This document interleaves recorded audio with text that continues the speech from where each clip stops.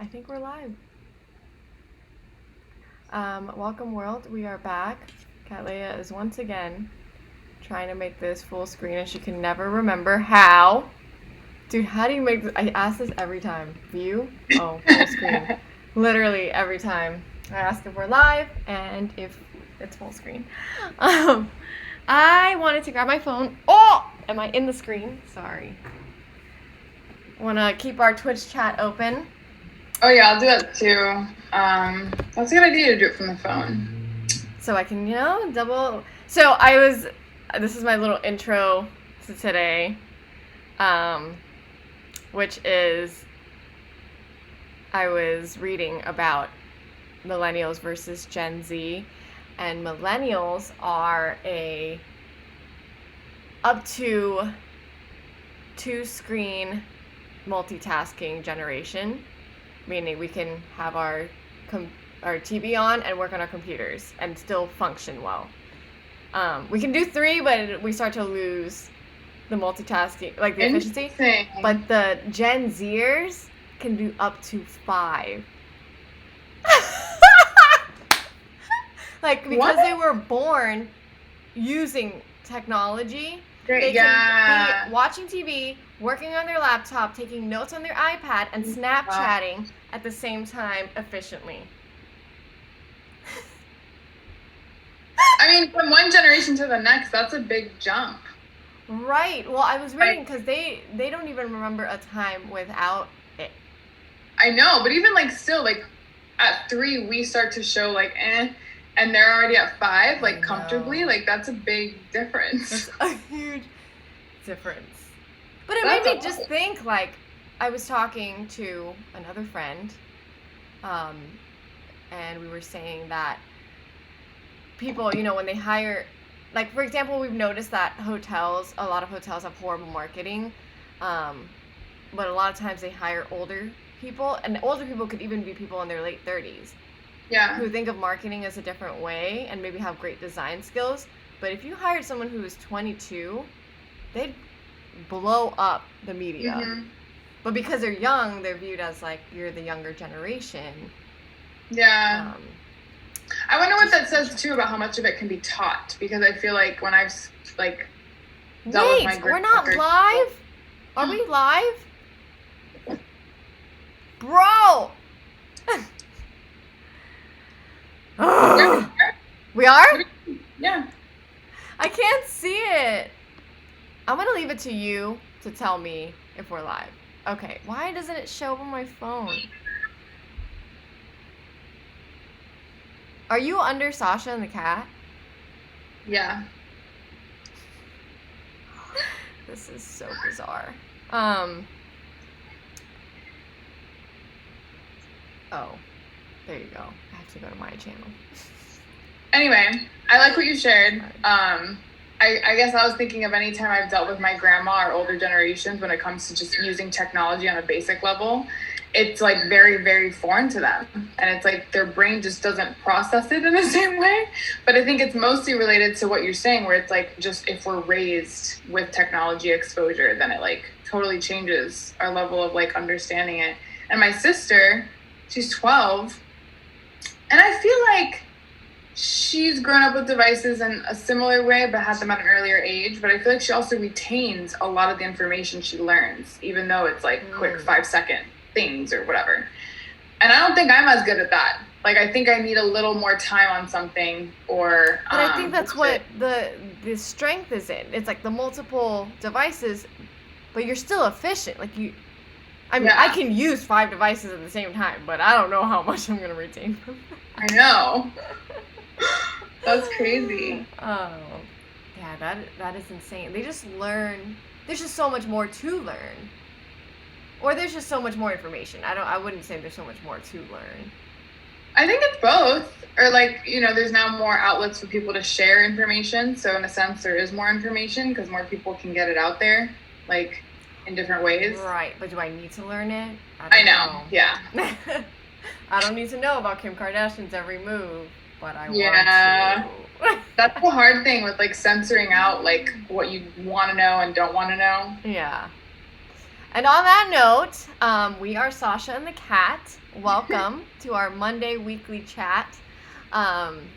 If you guys have any questions on business, starting your side hustle, any random design questions, acupuncture, wellness, holistic lifestyle questions, any hospitality questions, party, store, crafting, celebrating, decorating questions, please feel free to shoot them to us in the comments. We'll be covering a couple of topics today.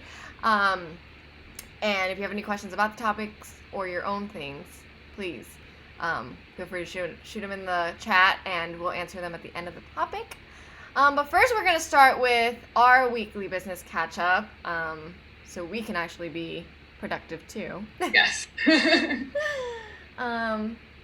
Would you like to start with anything, Sasha? Honestly, because I had to move this week, I haven't done too much that was productive. I think for business-wise, Botana Bites is still on hold, as we know. So I'm still waiting on that, which is kind of anxious, you know what I mean? Like I'm hopeful, but it's also kind of like, where is it going to go? What's going to happen? Which I'm not fully disclosing where Botana Bites is at, just because of the process it's in. But it's my baby still, so it's very important. But kind of just pivoting and like transitioning to a different stage of it. And then otherwise, I feel like with the acupuncture side of things, I've kind of just been trying to focus on incorporating more meaning into what I'm doing. So like if I am sharing information through social media or whatever it is to like build a personal brand or build my practice, I am also trying to like find ways to have it help me in the sense that like I need to focus for the board exams. So could I share like study questions for the board exams with people, or like more involved ways of handling it, because I'm getting nervous about having to tackle board exams after I graduate. So I think that reality set in more recently. So I'm trying to find out how to like bring it all together. Are there like community groups that you can join? Probably. I should probably look into that more now.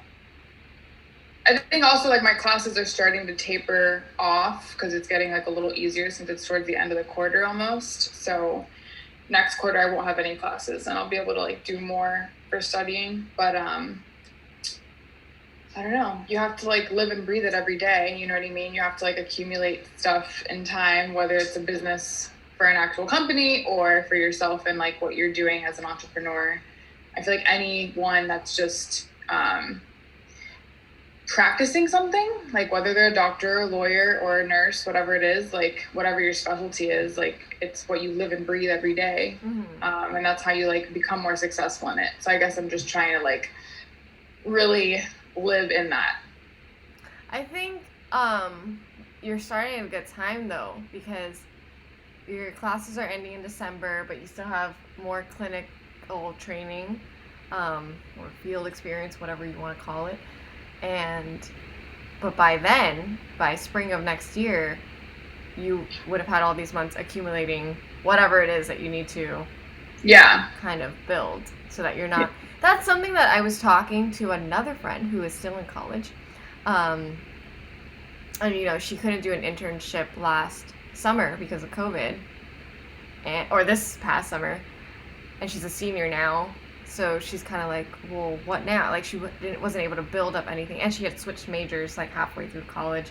So she's kind of like, wow, who am I after this ends? Luckily, though, I think for the medical field, which I feel like acupuncture counts, is that right? Okay. Yeah, I say it counts. I say it counts too. Might be debatable, but yes. But there will be a need for it, so yeah. I think it's just like any transition though. Like I feel like I felt this way when I was finishing my undergrad, you know what I mean? So now finishing grad school, you're just like, oh my gosh, reality's setting in. And a couple of my other classmates are finishing this quarter, so they'll be done in December. And I just keep asking them, like, how do you feel? Are you excited? Are you ready? And they're just like, no.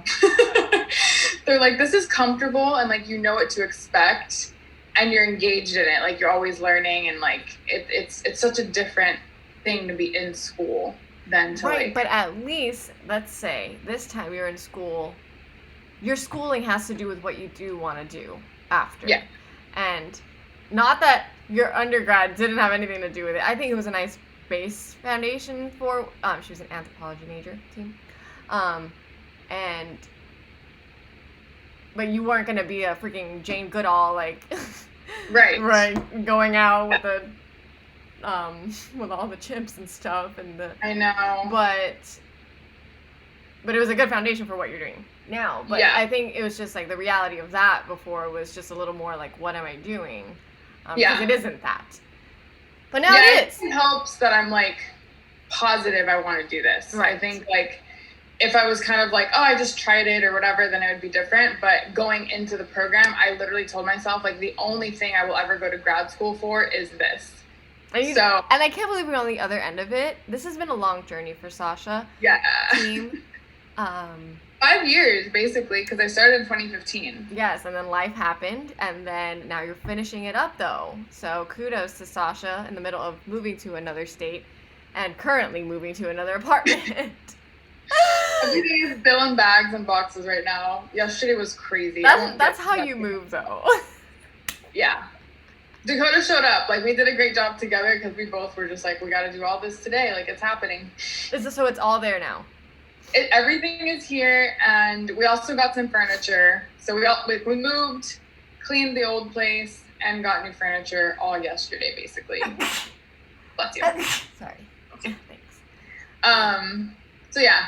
But yeah, I'm excited for the transition. I feel like it's also a good time to like change my scenery and change my living environment, along with the transition of like finishing school and passing boards and practicing. And side note, but yesterday was a new moon, so I feel like that also is like a new energy coming in, so I think that's a good sign. The new moon was like, you shall now shower rust-free. Oh my God. I wanted to take a before and after photo of the shower that I cleaned, because it was like, I put some elbow grease into that. Like, I was proud of myself, but it hurt. It was like a workout just to scrub off the like iron residue. It was horrible. But did you take a picture before? Sorry, is that what you just said? And I should have. Girl, that's the thing because now they're going to be like, oh, it's fine. I know, I was thinking that, and I didn't like fully get everything, so I'm like, if they point that out, I should have a photo to be like, no, this is what it looked like after 1 week. Like, I cleaned it often, but I didn't. I mean, we'll just see how it goes. I'm just gonna trust that it goes well. Yeah. But we had to also show the landlord yesterday, because her husband was the one that used to do the sewage. So since we were leaving, she's like, oh, can you show us how to do it? Or show me how to do it. I love that you have to show your landlord how to do it. Yeah. Anyway, so that was like another thing that we had to do yesterday in addition to like moving everything and all that. But yeah, so yesterday was a long day. Well, why don't we use this day to regroup then? Yes. So I think this week I have to work on an Upwork client's work, actually 2 of them. One's like project based, so it's like one fee, and then the other one's hourly. So I plan to do that as like priority, and then probably Instacart later on, just to like cover finances. Mm-hmm. And then still waiting to hear about Botana Bites. And then other than that, just kind of like moving, like transitioning everything, and then regrouping with acupuncture and schooling. Right. But I think I have a test tomorrow in my class. This is you every time I talk to you. Oh, I think I have a test tomorrow. I know. I have 3 classes, so I'm just like, plus clinics. So I'm like, just stop. Please stop. You're crazy. But, I say that every time I talk to you also. You're crazy. I know. Anyway, how are you? How was your week? I'm good, and feel free to jump in on any topic. Like, I'm just going to talk about kind of like my week. And if you think of anything you wanted to do. So I definitely incorporated. So Sasha and I had a talk last Friday, and we're going to be doing, this is full behind the scenes. A full behind the scenes look. We're both super busy. She has school and all these other things, and I have my party kit stuff, but we still have to work on our Twitch. I know a lot of it seems to be freestyling and an open conversation, which is definitely the point, but it still requires some planning. So last Friday we had kind of like a mini plan of what we wanted to do. So this week I've incorporated Twitch a lot more into my schedule. And when I say a lot more, even doing it one more day or allotting a 2-hour block for it is more than more than it was the week before. And that's all we can hope for in this crazy time, is just progress. Nothing is overnight. And I guess my point of bringing that up is, if you wanted to get your side hustle started, don't focus on like it needs to be perfect, everything needs to be up right now. It's just, okay, did I spend 1 hour more than I did last week on it? And then hopefully the next week it's another added hour to that. Which we'll kind of also touch on in this conversation, which is work-life balance, because I think that's very difficult to gauge and handle in a good way, Right. without it like making you feel guilty because you didn't do enough, or feel like you're overextending yourself because you did too much. Right. So yeah, and we'll get into the topics. We are going to be talking about work-life balance, as well as not being so mean to your bosses. And understanding your bosses a little bit more now that you're on the other end of it. But just to go through my week, definitely this week is a huge ad week for me, because it's the last week before Thanksgiving that I can actually take orders for Thanksgiving kids. I also have just onboarded a new member of the team. I won't say who it is yet. I mean, I think you know who it is, but For marketing? yes. And this is not the first time I've hired someone, but the first time I've hired someone and have been ready to have someone. That is a huge deal. Yes. It's a big difference.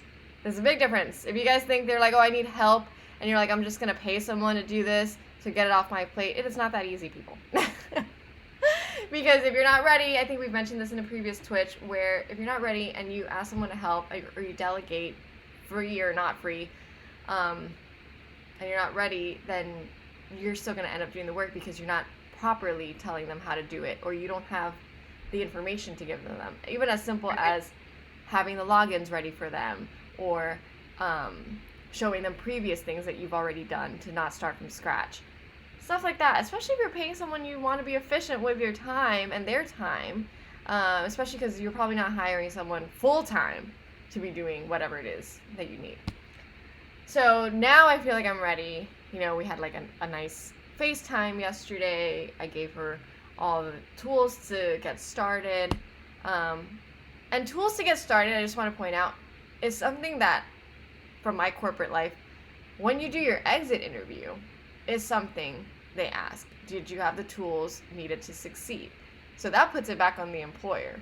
So, I mean, that starts from the beginning. Did I give you... I mean, don't you hate it? You start a job and a week later you're still waiting for your computer login or something? Right. And you're like, what am I doing here? Whatever, I'm getting paid. So, anyway, that's the main thing. And the other big thing, the other two big things is all my Christmas kits come out this Friday. That's going to be a huge thing for me the next few days. Yes. I'll probably be just uploading and going through photos and uploading and going through photos. Yeah.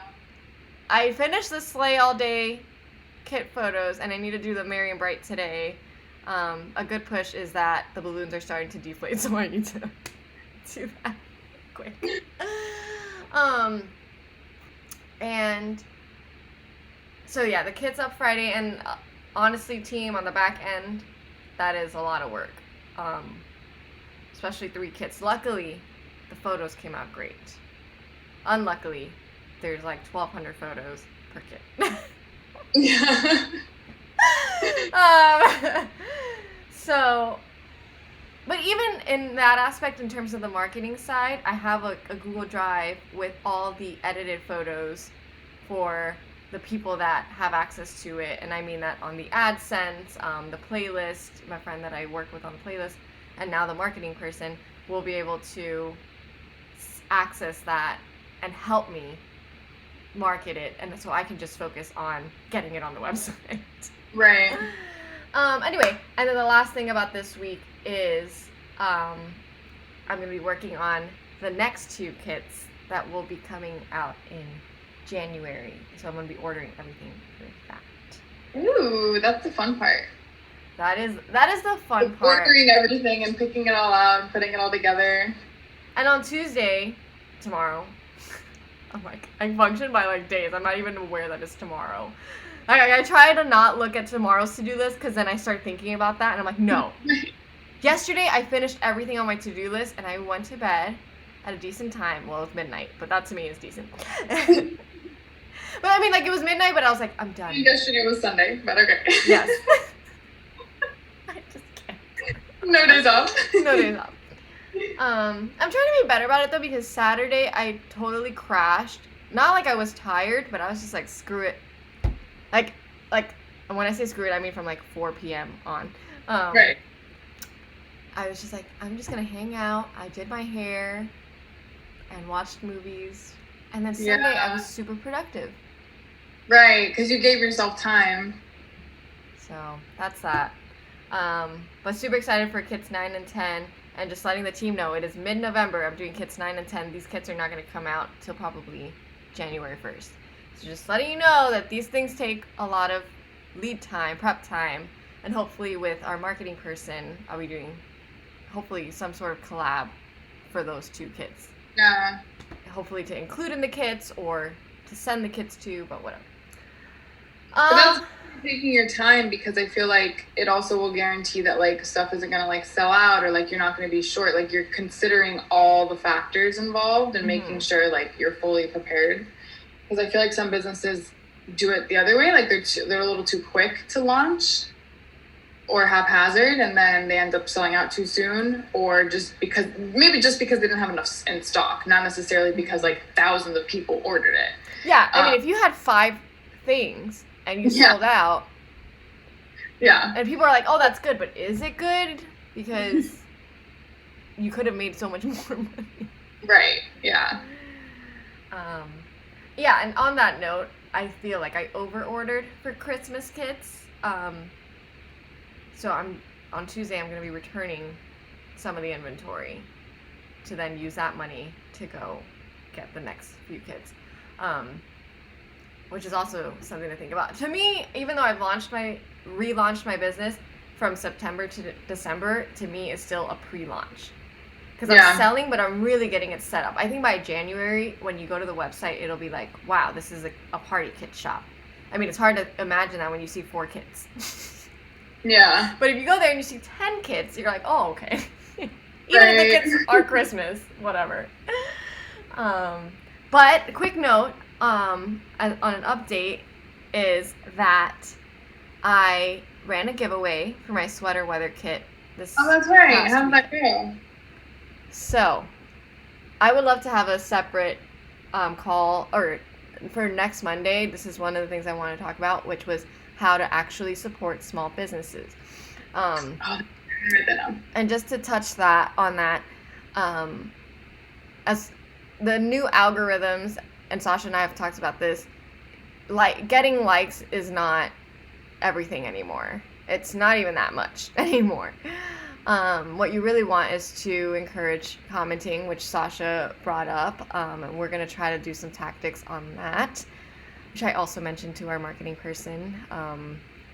And the other thing was saving to your collection, which is almost easier than commenting, because instead of a heart, you press the save to collection, and that brings you up.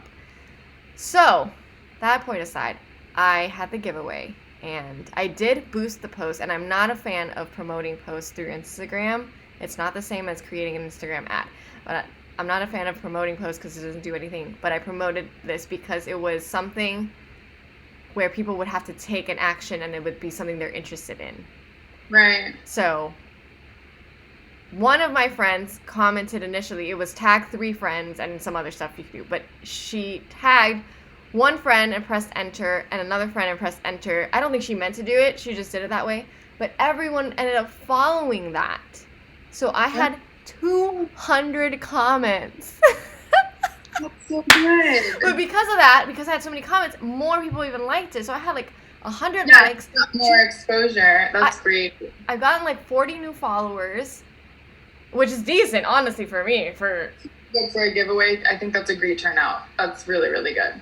I was like, but you see, like and then the previous giveaway I had was everyone commented, multiple people in one comment, and I had like maybe 20 people enter. I feel like I had like 50 people.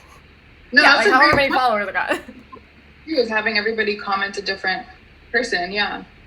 So now I told our marketing friend that that happened, and so hopefully she takes the lead with that in the future. Yeah, that's so good. Yeah, I just thought it was crazy because it's amazing how other people follow. And like, let's say, or follow the trend. So let's say I post another giveaway and you comment first in that manner. Most likely, Yeah. they will follow. And so many people share to their story. And I think that's from promoting the post. Because it's not my friends. Whatever. No, I think it helps to promote those posts, like promote giveaways. Whenever you do promote a post, I think you're going to get a lot more feedback and like traction. I've even experimented with it in like a basic level where I had a post on my Instagram that was acupuncture related, but it was like a treatment protocol. So it had like the face and then the points, and then it described the points. And it honestly didn't get much likes at all. But I'm also not like, I don't have that many people on my thing. But I was like, let me just experiment and promote it and just see what happens. Like, will it actually make a difference? And it mainly made a difference in people liking it than anything. But I feel like even still, like whenever someone goes to my page and they see that post got X amount of likes, it still like stands out compared to other posts. So I feel like it still helps in that way. Yeah, it's true, because yesterday my friend was like, would you like to collab with this person, for example? And the first thing I thought was like, yes, they have this many followers, but how many likes did the recent posts get? Because sometimes they got the followers a long time ago. Right. And, okay, that person still had a lot of likes, but I still went by the likes. Because that's the only thing I can measure. I mean. Yeah. Well, to me, it's like if someone has like 13,000 followers, but their posts are getting like 30 likes, then you're like, oh, that's probably not real. But if they have like 13,000 followers, and even if they have like maybe 3,000, that's when you're like, oh, okay. Like, right. They're pretty real people. But I think it is like a percentage of your followers that actually will like your posts. Right. So obviously the less followers you have, then obviously like less likes. But I feel like. Yeah, but if you have 10,000 followers and 8,000 like your post, I mean, that's not likely to happen. But for some reason, 8,000 people like your post, and maybe you're promoting your own posts, and you promote it for me. Yeah, right. Then whatever. And it sounds horrible, but like your Instagram profile is basically your resume, your new resume of 2020. Yeah. So I told her, our marketing friend, I was like, it's horrible, but followers, getting followers is a main thing right now, because. So on that note, with like the fact that you hired someone, and kind of like what we mentioned about like what it's like to be a boss or like someone that is kind of in charge or starting their own thing, I guess, how did you know you were at the point that you needed someone? And what was your kind of like order of operations of how you felt like you were ready to then hire someone? Because I do feel like a lot of people either don't know when to hire someone and they're kind of stuck in limbo, or they're like, oh, I just need someone to do Instagram, when really it might have been better if the person did all parts of marketing or maybe just one thing. Like, so I feel like it's hard to know how to delegate what and when to do that. And then also like how you know when you're ready, because like you said, you could hire someone but still like not have had the login information ready, or not had all the photos needed to create marketing posts. Like there's still steps that the boss needs to do in order to set the other person up for success. Right. Which then in turn sets you up for success. Or just more of a headache. Like now you're having to do more work. Right. Because you didn't set them up. So now they're coming to you for everything. And it's this whole back and forth, which is more time consuming and more repeating yourself. Like, well, and I know you've also noticed this on Upwork. So feel free to jump in with any thoughts for that. But yes, our question right now is, or not question, but more idea to go home and think about is don't be so tough on your bosses. But also that leads to properly hiring. So I would say the biggest difference for me this time hiring a marketing person as opposed to last time was last time I did exactly what you said, where it was like I wanted someone to post. And as a boss, I shouldn't be thinking like that. It's not a task like posting. What's worth more is the engaging, the growing. Yeah. And if the person you're hiring, right, is thinking of growth as opposed to, oh, it's 3 p.m. post, it's 6 p.m. post, they're going to think of other ways to help you grow, which is really what I need. I don't have the time to think of those ways. If I needed to post, if let's say something happens and she's busy that day and she can't post, posting is super easy. You can just schedule it, yeah. Yeah. I need someone to think ahead for me to, so I think in my delivery of it was different, but also I decided to allot a slightly larger budget than I had before because of the type of work that I'm asking for to, help with growth, help with collabs, help with designing ads. That's worth way more to me and monetarily. Right. I feel like even though it helped me stress-wise with a previous person posting, it was like monetarily, it was like it wasn't beneficial for the long run, if that makes sense. And I think it's harder for the person posting also to get involved. Like they're involved as much as they can, but they're not going to be more involved than what I'm paying them because they're not involved they weren't set to do the growth part from the beginning, if that makes sense. So I guess for me, I also noticed I needed someone because this time around, I was kind of like, I'm over the BS. The BS is, oh, I have my little Etsy shop, oh yeah, I sell to these people, and I do a little giveaway here and there.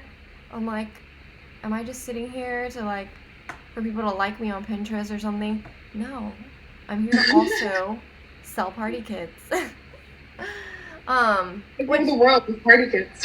Yeah, hello.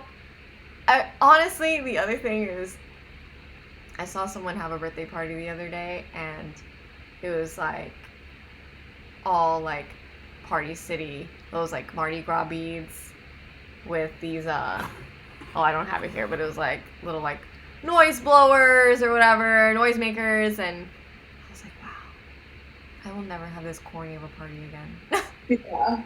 Well, you basically are saying you wanted to take your business to the next level, so you feel like that was integral to taking it to that level. Yes, so getting over yourself and then being like, well, if you want someone to do more, you need to pay them more and look at your budget or think so to me, I asked her, it's a month-to-month commitment, but I would like to have at least 3 months so that we can see growth there.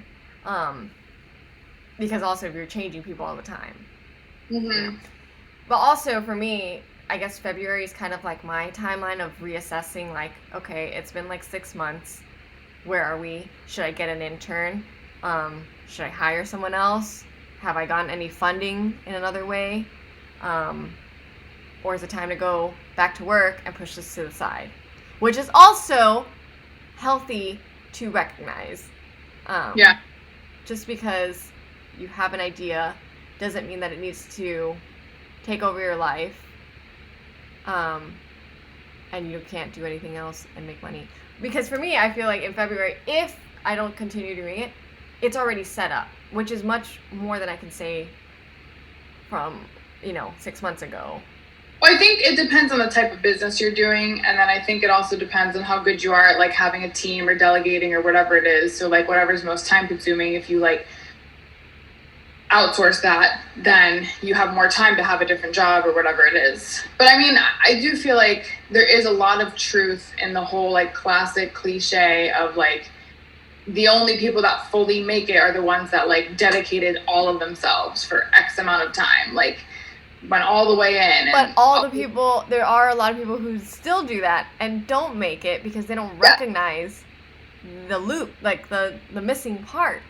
Right. Yeah. It's a gamble either way. And some things could be about timing. Like you could start a business and maybe it's not the best timing for it, but then like 3 years later, it's perfect timing and you boom, even though like you went through so many ups and downs in those 3 years, but since you stuck it out or maybe gave it your all an extra year or two. You don't think it's easier to give it your all once you have a rhythm going? Yes, but I also think there's a huge, I think there's an issue with entrepreneurs because when they have an idea, it's their baby, it's their passion, it's like what they love. But sometimes the world's not ready for that, or the world is currently into something else. And so you have to find a balance between like getting your passion out there and staying committed to what it is, but also making money because that's why you're doing it. At the end of the day, you're not only doing it because it's your passion and it's, what you want to bring into the world. That's a lot of it, but it's also that you want to make a livelihood from it. Right. And I feel like there's times where you have to be aware of that in the world or in like your audience or your customer base and know when to like pivot or know when to like maybe market a different aspect of it now because this audience is currently onto this trend. And I've found this with Botana Bites because I was so focused on the recipe being super clean because that's my philosophy and that's what I wanted to bring to other people. And that's like what was true to me in creating Botana Bites. But looking back, there may have been other times that I should have chose vegan instead. Even though I'm not a vegan and I'm not fully on that train, if that's what people are demanding or that's the current trend in the industry and you're in that industry as a business owner, then you do have to find a way to like adapt to that in a way that like appeals to the best to you, but it might be better business wise. And I think it's a hard like question to ask yourself as an entrepreneur, as a business owner at times. And then it's also like, I don't know, I've in talking to people and telling them I like was interested in selling Botana Bites, for example, like half of them are like, no, what do you mean? Like you can't give up, you got to keep going. And the other half are like, oh, okay, I kind of see it. And it was hard for me to fully decide for myself, like what I wanted to do because it's your baby and you want to believe in it and keep it going and everything else. But you also have to get a little like what you're saying, like realistic and just seeing like what are my immediate needs? Are those being met? Like there's other important things than just your business. Like you can't just give everything to it. I feel sorry, continue. No, I mean, balance is key and knowing when to pivot, I think is also key. And then aside from that, I think like, because I had another passion, which was acupuncture, it made it a different thing for me. Yeah. So if you're looking, you got cut or something. Wait, say that again. If you're looking for what? Sorry, I got cut off for some reason. What? Say that again. It froze for some reason. Oh, okay. If the or feeds that, or you're going to learn more. Or not, I think it's my connection now. Okay. Now it's back. It says full connection. Can you hear me? Say it one more time. Yeah, I came back. No, it's still cutting. What is going on? Is it me? It says red on my thing, but like on you, but all right. How would it be? Whatever. Anyway, that's what I want to say about it, basically. But yeah, I think knowing when to pivot is good, and knowing when like the right time is. But I think that applies even if you want to keep going. Like, pivoting meaning, so I feel like I might have mentioned this in a previous call, like Twitch stream, but when you're in entrepreneurship, it does not do this. It does not do this. It goes in moments. It does this, and then something happens, and it takes up to the next level. And then something happens, and it takes up to the next level. Or something happens, and that's the end of it. Yeah. There's no like, oh, I think I'm doing horribly. Oh, look. Oh, wow. It's just, oh, okay, we're starting to run out of money. We ran out of money. Yeah. Or we got more money. Like, so because of that type, that's one type of pivot. But like you were saying, I guess it depends on, like, for example, if you're a restaurant owner, are you having this restaurant to make money for your family? Or are you having this restaurant because you're a master chef and this is your passion? So I feel like it drives you more. Right. So you might keep going even if you're just waiting for that magazine to write about you, or, you know, and you only have 2 customers today, but you're just waiting for that big break. Or you might hustle and make a little, do this, right? But you're making enough money for your family, and yeah, it becomes your family restaurant, but it's because, but it wasn't like this, like, skyrocketing, was in New York Times, and like, you know. Right. So that is where I think, like, the shift for me also changed. Because before I was just like, oh, I have like a little Etsy shop. But now I'm like, no, I want people to think of me and they think of like a mini Party City, or they think of Party City and they're like, oh, I can order from the Kits and Pieces. That's where I think the mentality changed for me. But well, what you're saying too about, like, once you have your rhythm, then it's like easier then to, like, maybe have another job or do something else. And I guess what I was trying to say is, like, the rhythm is always kind of changing when it comes to, like, having your own business.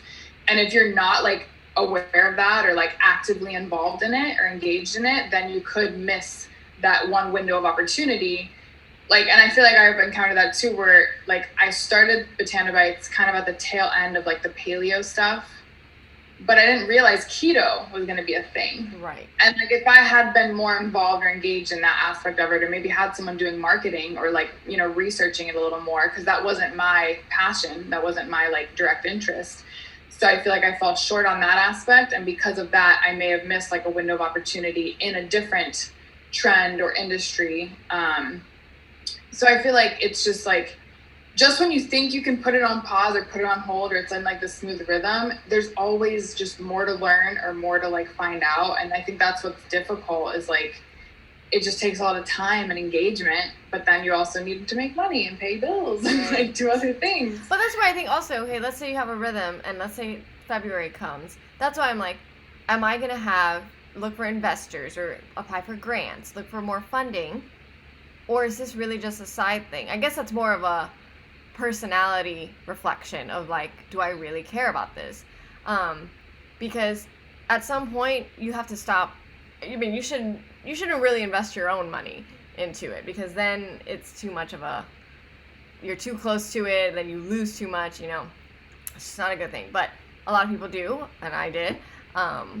But up to a certain point, I mean, I'm not going to invest $100,000 of my own money that I don't have to build this thing. So, but maybe that's the only way it gets built. It's like, I always, like, reference the Spanx girl from the How I Built This podcast. But, I mean, she made the prototype, but she's not out there making every little stocking, every legging, you know? She finds a manufacturer, she finds someone to distribute it, and that's it. Yeah.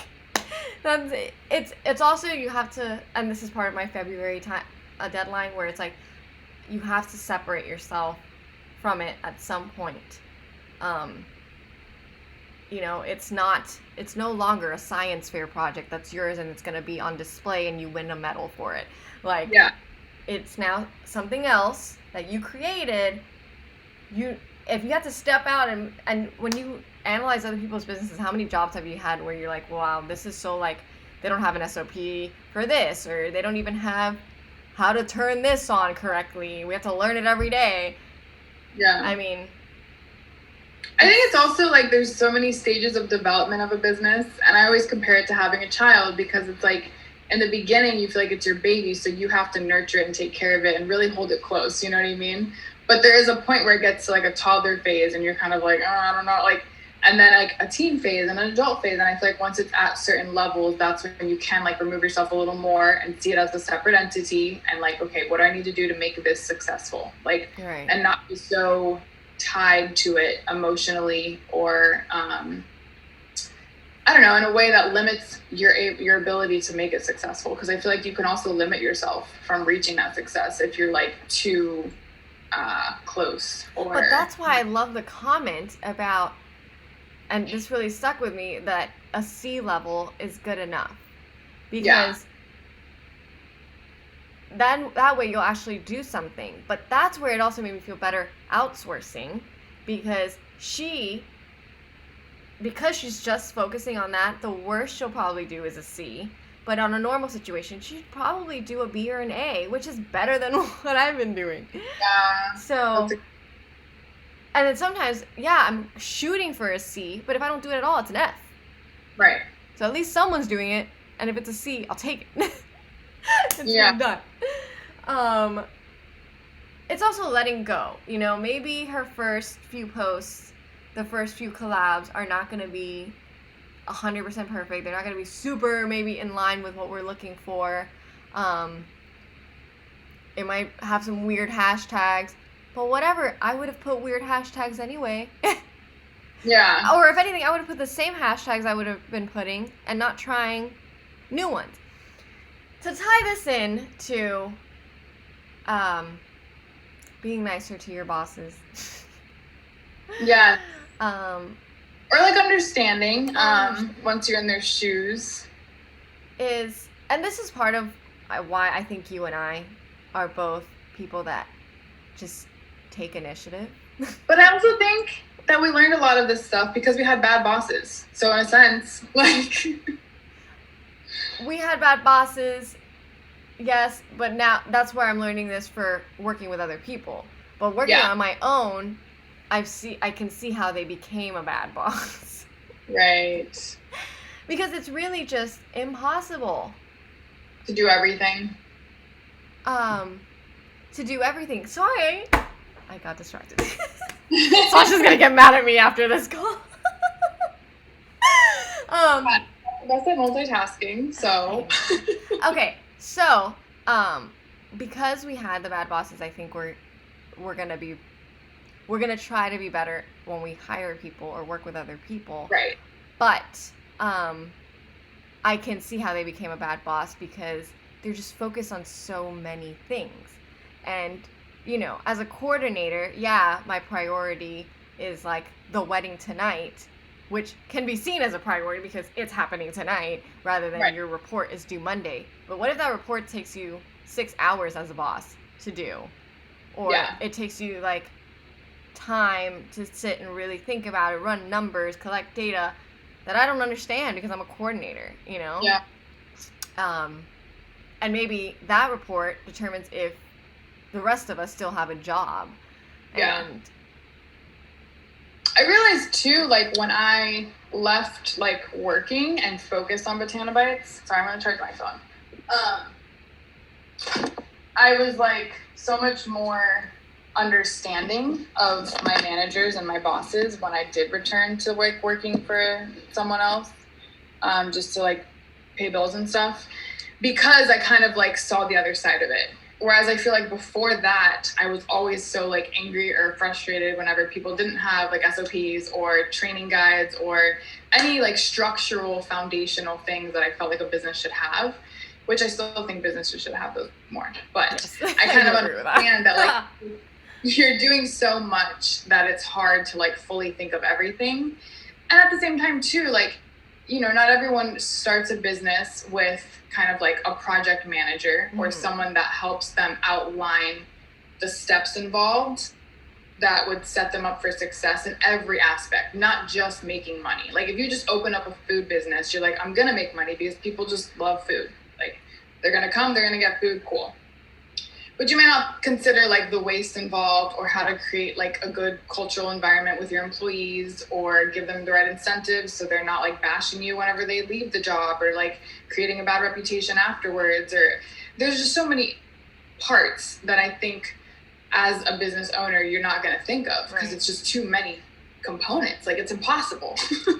But I think having someone that can help you like organize that process would help a lot.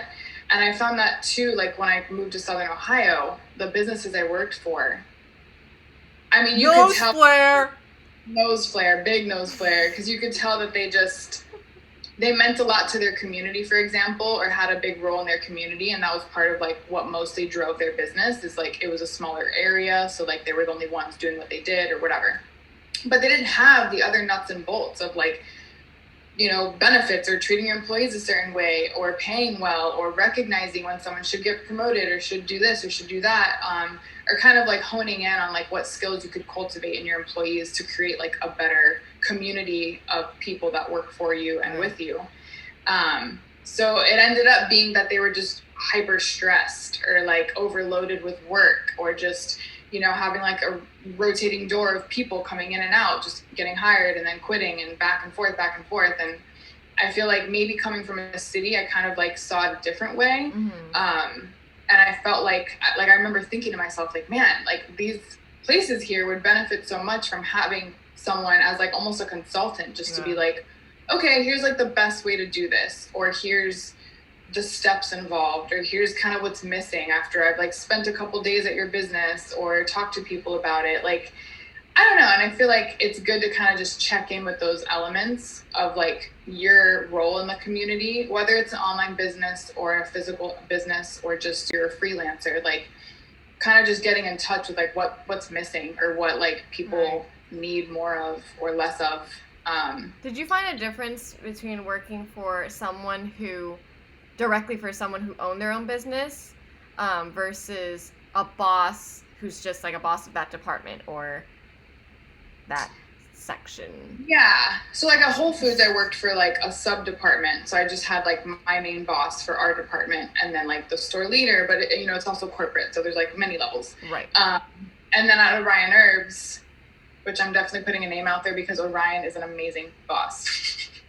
So I got very fortunate. I think he's on our list of like potential interviews of the future. Oh yeah. We always end up putting him in those like Fortune 500 things where you can like vote for like the best. I don't know. That's nice. Many of his employees have said this about him, so I'm not the only one. But he was amazing, and he was the owner of the business. And I think he also just has a good business mindset. Like, I think that's also hard to come by. Like, I think a lot of business owners maybe just did it for the passion, or just did it because it was a good opportunity, or just did it because people were demanding it from them. So they're just like, okay, let me follow the lead. But it takes so much more than just that to like effectively, properly run a business. So I do feel like the best bosses that I've had, whether it's for a sub department or like an actual owner of a business, have been the ones that like show that they care about their employees. Number one. I think that's like number one. And then also understand how to be productive in an effective way, and like put those two priorities kind of first, like together. Because I feel like it creates a good environment. So you also have like a good morale and a good like energy there, which I think transcends into like what you're giving your customers or how you're treating other people in that space. And then also, and then they'll want to do more for you. I feel like as an employee. Yeah. So I don't know. I think I've had so many different types of like bosses. And I think like the main ones that I liked the most were the ones that like cared about the people that worked for them. And, you know, are also like their job. Like they come in and they work from the moment they're there till the moment they leave. And maybe even put in extra time. Like I think that like as an employee, you respect that a little more when like they're super committed. And I think it makes your employees want to be committed too, because they're like, okay, well, he's showing up or she's showing up, so I should do the same. Do you think it's helpful if they know, like, did you find it more helpful when your boss knew about every little, like, knew a little bit about every aspect of the business? Or did that not really come up? Or did you go to someone else for certain aspects and you didn't mind? I think it's more about honesty. Like, even if you don't know about all aspects, if you just say that, or you're just like, talk to so-and-so because I have no idea. That, I think, made more of an impact on me because they didn't pretend. I feel like there's some bosses that, even if they do know a little bit of every department, it's not that much or not enough, but they'll act like it's enough. And so then you're being led the wrong way. Because they took one class on. Yeah. Or they did it for a day or two, so now they think they can just like tell you how to do it, but then you work with someone else in that same department that has been doing it, you know, for months, and they're just like, oh no, that's not at all what we do. So I think it's better if the boss knows that and is just like delegating more. Like, no, like so and so specializes in that area, so just go learn from them. Mm-hmm. Like, I know a little bit, but not enough. Like, I don't know. I think that makes more sense than like pretending you know a lot or trying to take on too much, I guess. Like, because then it could also be controlling. It could also just be like, no, I know everything. Just come to me for everything. And it's like, that's probably not the most effective way to teach someone something. Like, it's probably better to go to people that are like specializing in each area. I guess like what for me, what made me bring up this topic, which if you're just tuning in, it's talking about understanding your boss a little bit more, and understanding why they may be such horrible human beings. Just because I feel like now that we're on the other end of like running our own stuff, I noticed it the other day where, I mean, Chris does not work for me, but Chris is helping me with ads, and we started setting up meetings, which I know a lot of people hate meetings, and I don't like inefficient meetings where we're just there and we're waiting for the other 8 people to show up, but the first 2 people got there on time, then everyone's drinking coffee, catching up on the weekend, and then we finally get to a topic and it's 45 minutes later. And so everyone's talking about donuts and like, it's like, no, that's not relevant. Yeah. Like, can we just finish? So I guess it was just because we both happened to be sitting next to each other at the table, but he was doing his own thing, I was doing my own thing, but then he decided to do ads, but like, I wasn't ready. I was doing something else, you know? Even though I'm not his boss, but technically he's asking me for your company, for my company, right? So I felt like I came off a little like quick, like very snappy, just because I was like, it's efficient. Dude, I was like, my freaking to-do list in a day is planned 3 days ago. Like, if you want to do an ad meeting, we need to set an ad meeting, because then because it's less efficient, because then I'm like, I don't know what you're talking about, which ad, when are we running it, who are we targeting, did I design that already? Like, yeah. I'm like, which kid is that? That was like 3 kids ago. Yeah. And then you're just, you know, saying numbers like, oh, well, this one had a high click rate, and I'm like, I'm literally editing photos, right? Like, I'm not in that mind space. So, but then I ended up just being like, I don't know. And then it sounded like I was just like frustrated. Right. Which in that moment, I saw like my previous manager and how she used to be, where she was like dealing with like probably a conference that was like blowing up in her face. She hadn't had lunch and like missed lunch like 5 hours ago. And probably her daughter's calling. And then I'm here like, that you have to block out. Right. So then I'm here like, I ask her a question and then she's like, I don't know, figure it out. And then I was like, oh. You know, 24-year-old me. Wow, I don't know what's up her butt today. So there was like, I had this practice manager. So I worked at the urgent care. So there was like the office manager who kind of like managed all the receptionists and all the flow. And then there was the practice manager, and she was the daughter of the original owners. And her father was a doctor. He opened up these urgent cares. But I remember she would always come into work just ready to work, like just tackle the day. Like, she wouldn't talk to anyone. She wouldn't make small talk. It was just very like, what do I need from you right now? What do I need to say to you? That's it. And I understood it completely. But I remember everyone else was like, she's such a bitch. Like, there's just something off. I feel so uncomfortable around her. I feel like she doesn't like me. And I'm like, she's not even thinking about you. Like, you are not in her mind.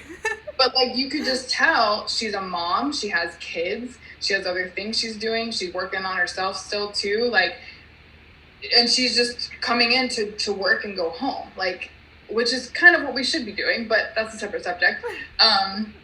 But they would almost get offended by the way she was, and I feel like I was always kind of just like, no, I think that's just how she is because she's at work. Like, I don't think it's personal. And I feel like it's easy to take that stuff personal when you're like receiving it. But I think if you really just take that out of the equation, it's nothing. It's just a direct statement or a command or a sign that they're stressed about whatever's going on in their life. That's fine. So I feel like in reaction to that, as an employee that's under someone, and I think this is something we both did, and I'm sure some of the viewers can agree with this. I think instead, I mean, yes, we're going to be like, oh my gosh, there's something on her butt today or his butt today, their butt today. But I think we would learn more from being like, well, I wonder why they're so stressed and what can I do to help? And maybe you're like, this is above my pay grade. But at the end of the day, you probably get more out of it. I feel like those moments where Sasha and I decided we've both made SOPs for our individual jobs and no one asked for. Yeah. You know, and I'm sure some of you guys have done that too. I've made training manuals on how to use a program that as a coordinator I made for my managers because they didn't even know how to use the program. So, and no one asked me to do that. It was my last day of work. I was leaving. I was quitting, and I still did that. And now, that moment in time allowed me to put it on my resume and help me get another job in the future. But I also feel like where like when I was leaving the herb shop, I was like, we don't have a training guide, and I was like, I'm just gonna make one before I leave. Who does that? People before they leave, they're like, screw it, I'm just gonna show up to work. We're like, no, we need to leave this place perfect.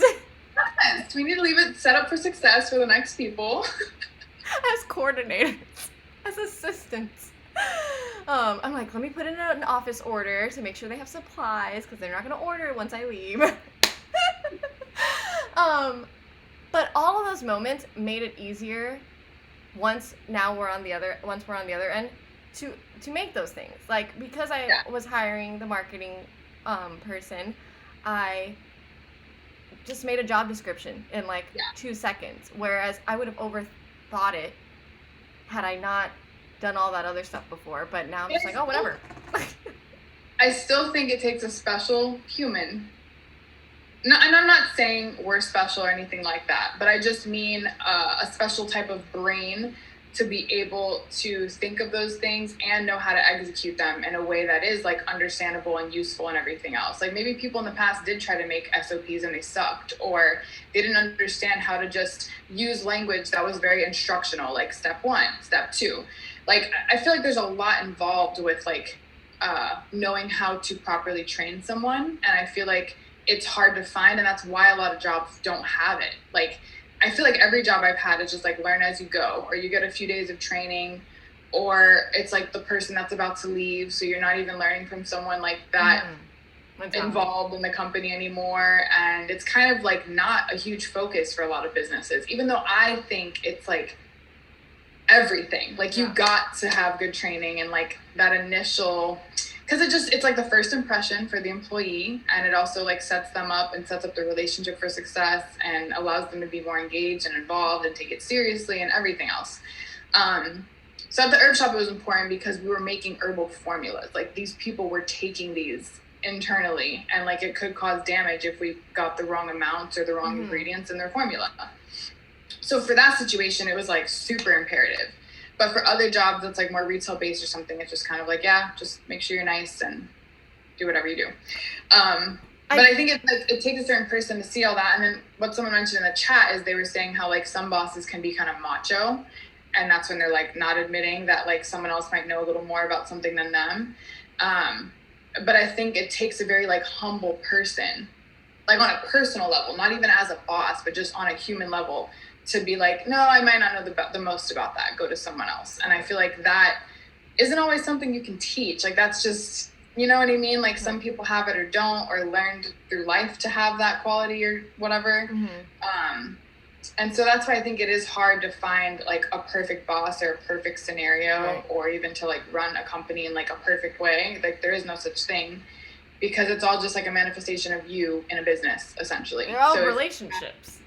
Yeah. But I do think, like, now that I'm on the other end, right? I mean, boss, but I don't have employees. But now that I'm on the other end, where potentially one day I would have a bunch of employees, I find it so much more valuable to build a relationship, but not in the way, I hate when bosses are like, oh yeah, I used to be in your position once. As if they have gone through all the stages, and maybe they have, but going through all the stages should make you more sympathetic. Rather than, you're so much better than me. Yeah. So I feel like, let's say I do talk to someone or hire someone that I have gone through all the stages, or even, for example, marketing. I've been doing it, I'm not a pro, but I've been doing it, and now I'm giving it to someone else. I should be sympathetic to their schedule, she has a kid, I should work around that, and whatever, I'll be like, I still need this on Monday, but, not freaking micromanage and all of that stuff. So, I mean, whatever, there's going to be asshole bosses out there. Those are inevitable, but the ones that are not that horrible, just, I don't know, I feel like it's learning about each other, because maybe you learn about your bosses too, and they shouldn't be cold, heartless human beings. Maybe they just deliver things a certain way or speak a certain way. And I mean, I've had, I guess for me, it was like when I was an assistant, I had 3 different bosses, because I had 3 managers, and all of them were different personalities. Like one was very outgoing, but to the point. The other one did everything on his own. He wouldn't let me touch anything. But if I just accept that, then when he does need something, it's beneficial. But in the beginning, I was like trying to help him, and it was just like so much conflict, because it was just like, leave me alone. I think anything to avoid conflict and chaos is essential. And like, I feel like when I think of all the bosses I've had, the main ones that I felt like were the worst were the ones that like either had an ego problem, where they were so like, I'm right, you're wrong. So they like, you couldn't budge them or move them, because they were so stuck in what they believed was right. So there was like no possibility of a team. You know what I mean? There was no possibility of everyone coming together as one, because it was just what I say goes. That's never effective. And then the other thing is when there's like no management, to the point where everyone's equal and kind of just too friendly or unprofessional or dramatic or whatever. And to me, it's like when you go to work, you're working. Like you're not there to gossip and get involved with all these things. And you're probably going to talk about your coworkers and little stuff, whatever. But I feel like I've had some jobs where there were no boundaries. And because of that, it just made it hard to focus on the task at hand at times, because there was no like structure or dependable person that you could rely on that could just like straighten things out evenly and move on. So I felt like if I'm not, I don't know, I guess I also like for my time to be useful. So if I'm spending my time somewhere at a job, even if I am getting paid, I still want my time to be valuable to me and to the business, like to the growth of the business, to the future of it, like whatever it is, for that hour, for that 5 hours, I don't care. And if I feel like certain things are like not allowing that to happen, I'm just like, no, I can't. I'm out. And I mean, I know you're in an extreme situation, and it also depends on the job. Like if I'm working at McDonald's, I'm not going to be picking a fight. I chose to work there. And I'm just going to show up and... Food related jobs, so there's not as much separation of roles. And I feel like with you, there's departments, there's like delegation, like you're in charge of this, you're in charge of that. But I feel like with food and stuff, like at any point, because it gets busy, like anyone can step in or anyone can do what you're doing. And like, and I think that's where it kind of just becomes this like enmesh thing. But it depends on the industry. Yeah. For sure. I definitely think the separation of roles, or like the, boundaries, sorry, is Yeah. super important. But I guess for my point of this topic of understanding your bosses, it's that if they're not establishing the boundary, I mean, yeah, you can complain about it and roll your eyes, but you establish the boundary. Yeah. Hello. Yep. Then maybe that'll help you build confidence in the future, and it'll make it easier for you to establish boundaries in other places. Or when you become a boss, then you establish boundaries. So, just I'm a huge believer in that. Like, yeah. their bosses are not going to be perfect just because also they're other people. You can't control other people. And you chose to work there, and if you like your job, just try to be understanding of their role and set the rules you want. You set up the boundaries, or if there are no SOPs, sit and write them. Your boss, most of the time, unless you're like at some big law firm or JP Morgan or something, are not going to be like, what is this? I hate this. Right. They would be like, oh, thank God you made one. No one has ever turned it away from me and said this is trash. Like, if anything, they'll use it for the future, even if it's just to make them look good. I just thought of this, but it's like when you're at a job, it's conditional because you're there because you're getting paid, right? But you're still forming relationships. You're forming like almost like a family with whatever people you work with and see every day. You know what I mean? But I think that's what kind of is hard, because if you do something extra, you are going to think like, what am I going to get for it? Because I'm here conditionally anyway. Like, I'm here because I'm getting paid. Yeah. So I feel like there's already that like undertone for like employees, but then for the boss, they have people above them, or even if they don't have direct people above them, they have like the industry or the investors or like, the larger roles involved in how like the business got to where it's at. And so I think like oftentimes as employees, we don't think of that. We just think like, oh, the boss makes all the money and just sits pretty and has 5 houses and da da da da. And it's like, one, they worked for that, so whatever. And then 2, like they still have other pressures and other stresses and other things. Like, it doesn't mean that they're just free of all that. Like, actually being the owner is extremely stressful. Like, it's everything. Yeah, you get to go home at the end of the day. They are probably going to open letters and mail that say you owe this much more in taxes now. It doesn't mean they're not doing anything just because they're not at the business location or whatever. Like, they probably never have a day off. Even on vacation, they're answering emails or doing something. Like, so I think people often forget about that too. So that's a good point with like being your own boss. Like, I feel like I've understood that, because even if I take a day off, I feel like I can't. Like, or with the Tanabites, when I was like initially starting it, especially, I was like, every day I have to do something for it. I can't ignore it. Like, not one day. Right. Which is a lot. Well, I used to rag on one of the companies that I worked at, rag on the boss, because every other month he'd be like in France, in Spain, in Italy. And I was like, do you ever work? But I thought, now I'm on the other side. I'm like, after 26 years of running a company, I hope I don't have to be sitting there. Yeah. Every day. Right. Looking at it. Because at that point, you're just micromanaging. Yeah. Like, because all the people under you are the directors of their departments, or, handling their own, they have people under them. Yeah, so you're just micromanaging your directors. Yeah.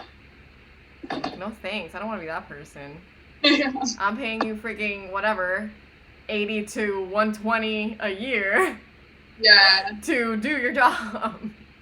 But to go back to what you're saying too, I just thought it was really quick, but like with being your own boss, I feel like because we've made SOPs and like understood the importance of training and all that stuff, I feel like that's another indicator of when you're ready to hire someone as a boss, because you have all the like roots planted in that department or in that field, whatever it is. Like, you've kind of maybe done a little bit of it and had some experience with it yourself, but maybe recognize like, I don't know enough about this, or I'm not passionate enough about this, or whatever it is. And then you're willing to like trust someone else to do it, but also give them the tools that they might need to be successful in it. Right. And I think that's like a good starting point with like building a team whether it's a small business or like just hiring someone just for like one aspect. Well, I also think when we're ready to outsource, or expand or grow, whatever, obviously sales and marketing are the top two things. Like I would outsource that before I outsource operations. Right. I mean, just because I don't have a physical, it's not like I'm opening up a building that I would need engineers. Yeah. But because that's a totally, like, I can handle operations, but it's so hard for me to step out of it. And when you're in the sales and marketing world, it's like your mentality is totally different. You see what other people see. You're only thinking of what other people see, rather than I'm also on the back end and I'm like, oh, well, I see the ornament looking like this. But they see the ornament as part of a tree, as this, as that. And like, but I'm still like, okay, I order this ornament from here and it costs this much and it's going to be stored in this cubicle in my garage. Like everything. And I think you really noticed that when you came to do the photo shoot. Yeah. Because I needed you to just be like, this is the photo shoot. Whereas I was like, oh, I need to go find this item. It's in that corner over there. Oh, yeah, we're still missing this item. Yeah. And you're like, but what's the vibe? I'm like, wait, what am I stepping into, first of all? But anyway, so that's pretty much what I have for understanding your bosses. Well, the other thing we were going to mention is work-life balance. Yes, and if anyone has any comments or questions about their bosses, and if you've ever had to be a boss, and your first time being a boss, maybe how complicated that was, or have you improved as a boss through time because of relationships with your coworkers, and yeah, we'd love to hear your thoughts on that. I think boss has such a like weird connotation, but we also just mean like a leader or a manager or a facilitator, whatever you want to call it. Yeah, even like I'm working with Chris, and technically I'm the boss. It's my company, but it's not like I talk to him like, you must do what I say. Right. But there's still a dynamic of he's coming to me for something. So if you guys have that dynamic too. Like Kat is leading at that moment because that's her thing. Right. Yeah. And hello, also, Esquire. If you guys have any questions, let us know. Or if you have anything to note about your side hustle that you'd love us to research or talk you through it, let us know. And we're moving on to work-life balance, as we're also coming up on the holidays next week, and Sasha had just had a huge move. She just moved in the last 3 days, 2.5 days really. Yeah. Like me and Kat talking about this is because we feel like we're pretty good at work-life balance. In the sense that we do have other hobbies and other interests. We have a relationship and like other things we're kind of involved in, that we don't just like only do business all the time. I mean, it is all the time, but it's like not. But, and I think for me too, like when I first started Botana Bites and like fully committed to it, I would work from like the moment I woke up till the moment I went to sleep. And I think doing that over and over, it made me realize a lot of things, and just kind of learning that like, you know, one email can wait until tomorrow. Or if you have a to-do list of 20 things, maybe you didn't like factor in your time properly, and it's impossible to actually finish all that in one day. So it's okay for it to wait. Or kind of also just trusting the process. Like sometimes whatever it is happens, maybe that was the best timing. Maybe that was like a key moment, or I don't know. That at least gives me peace, because otherwise I feel guilty for not completing it in time. So I think just finding what works for you, so that you're not like over expending your energy and yourself, but you're still giving yourself that time to recharge and focus on what matters. Like at the end of the day, like it's also like your relationships with your friends, your family, your significant other, like love and like other things. And I feel like sometimes it's easy to get stuck in just like business mode, or like, I need to make money, what do I need to do? That you kind of just get lost in that kind of like addictive way of thinking sometimes. And I think as entrepreneurs, it's hard to turn that off. Like, we probably also take that way of thinking into our relationships and other things, which I'm an example of. But I think that, I mean, regardless, your body and everything else will tell you, like, hey, you need to chill. But should you wait till that point? What? Should you wait until that point? The breaking point? I mean, I do, but... Horrible. But no, I think every time that happens, you end up being like, oh, I should have seen this coming, or I should have taken a break, or I should have, like, backed up a little bit and tried something else before overdoing it all.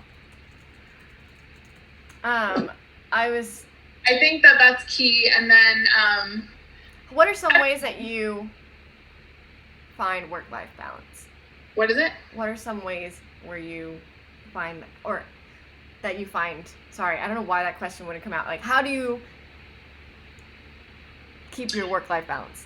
I think for me right now, it's mostly like indicators. So like, let's say I start my week Monday and I work a lot Monday and Tuesday. By like Wednesday, I'll naturally think to myself, like, I should do yoga. Or like, oh, I should watch a movie and just chill. Or I'll start craving certain things like a hot bath or something, right? And if I ignore that and I don't do any of those things and I keep working Wednesday, Thursday, I will then on Friday just crash. So I've now learned, avoid that. Whenever I like naturally think of those things, I have to listen to it, because if it's like a warning where it's like, if you don't do this, you're going to get a migraine. You're going to die in 2 days. And it's also, I think, also like an energy thing where like when your mind is always spinning and always going, because like as an entrepreneur, you have hundreds of ideas a day, or at least my brain's like, it's nonstop. Doesn't matter what I'm doing. And so I think because of that, it kind of like feeds that energy more and more and more. And you keep going, you keep thinking of all these things and all these different possibilities. And I mean, there's been times where I've woken up in the middle of the night and not been able to sleep, and I'll just start thinking of ideas or different ways of doing something. Or I'll like get on the Botanobites Instagram and just start like following people and seeing if I can build that. And there's times where I'm like, I'm so glad I did that and took that time to do that, because it led to this. So sometimes it's good to, like, for me, I'm always like, I should just act on it. Like, if I have a thought, I should just go ahead and do it, because maybe it's for a reason. But I guess I'm not always good at, like, knowing when to, like, cut back or, like, separate time for myself to just relax. So either, like, scheduling it helps, or just thinking of my week, because sometimes I'm, like, too in the moment that I don't even remember what I did yesterday. But then when I really think about it, I'm like, oh, wow, I've worked 8 hours the past 3 days straight, or 20, in the past 2 days. Like, that's a little much. But because I'm just here now, I like don't even think of that. And then that's when it's like too much. And then your body tells you, and then you're like, oh crap. So I think like involving yourselves in hobbies or exercise, especially, because I think people that are entrepreneurs too, like have so much mental energy that you have to channel it physically sometimes to like ground yourself. And I think that's like something we overlook the importance of a lot. Or even if you're a creative, like I think movement, like being in your body helps a lot, because we're so in our head. So it's like, we gotta, balance that out. And I think that's part of like a work-life balance. And the relationships, I mean, that's also a whole other thing. And I've talked to other entrepreneurs that are just like, it's so hard to like run a business and be in a relationship. It's so funny that when you run a business, you think of a relationship as like another business. I know. Like, you don't even think of it as like, oh, of course I'm going to be with blah, blah, and work. No, it's like I can work and also not be with blah, blah, and my life would be easier, but I want to be with blah, blah. Yes. Yeah. And then, so I guess I want to note that recently I started scheduling even my relaxation time. And you mentioned family and friends, but I mean, part of why I decided to do take hip hop classes was because it made me have a hard stop on Tuesdays and Thursdays. Like, I need to stop. My classes are at 5:30, so at 5, I'm like, okay, whatever you're doing, stop, go to this class. And it's like, I regroup. So when I get home at around 7, I'm going to be like, I'm making dinner, but now I'm like, okay, do I need to do anything else the rest of the night? And, some nights will be like, yes, let's do X, Y, Z. But then some nights I'll be like, no, you know what? Take a break. Yeah. But if you don't have that hard stop, it's hard to stop. Like, there's no stop. Yeah. But then the other thing I started doing was scheduling. It's super lame. And I hate to organize my life this much. I mean, yes, I'll have days where I'm just like, screw it. Like I mentioned, like on Saturday afternoon, I was just like, I'm not going to do anything today. But for example, my human's brother, wanted to do a K-pop dance routine with me when he comes here for Thanksgiving next week, and he had been asking like what songs I wanted to do, and I never had time to like look at the videos. He like sent me like 10 videos, and I just like I saw them, but I'm like I didn't watch them. And finally at like 11:30 last night, I had it written on my list. That was the last thing on my to-do list, and I was like, you know what, let me just do this. But honestly, because I scheduled it and it was something fun, I was like just watching these K-pop videos. Right. It didn't feel like work, but then I was doing something for like someone I care for. I don't know. So even though I scheduled it, it was fun. It was worth it, and I felt relaxed before I went to bed. That's a good point, where it's like if we already work in that way, where like we work best when we have things scheduled or have things set up, even in business, then we should apply that kind of same thing to our personal life, where it's like maybe scheduling is the best way for us to relax. Yeah. Scheduled, which to normal people might feel stressful or like forced. To us, it's like, okay, no, it's on my schedule. I'm gonna do it because it's on my schedule. Yeah. So I feel like that helps because that's just how our brain thinks anyway. So it's like, yeah. And I also think for creatives, I do want to note, there's two things I want to note. Well, I like too how you said you schedule a time to like revisit creative ideas, which I think was cool. Well, I was going to know about creatives that sometimes it's hard to schedule relaxing time or to schedule when to create something, because it doesn't just come to you at that point in time where you're like forcing yourself to do it. And if it doesn't come to you at that point, you might take longer to do it. So that, whenever I schedule creative things like designing, or for example, like the kit, doing kit 9 and 10 this week, which includes designing the kits and choosing everything that goes with it, I put it for the whole day in hopes that at some point in that day it'll like feel like I need to do this, you know what I mean? Which I hope in at least a 24-hour period you feel creative at some point in your day. I mean, whatever, maybe you're sick or you're having an off day, whatever. But most of the time, if you're creative, it'll come to you at some point that day. So that is something that I do leave a little bit more of a window for, instead of being like from 9 to 11 a.m., finish this.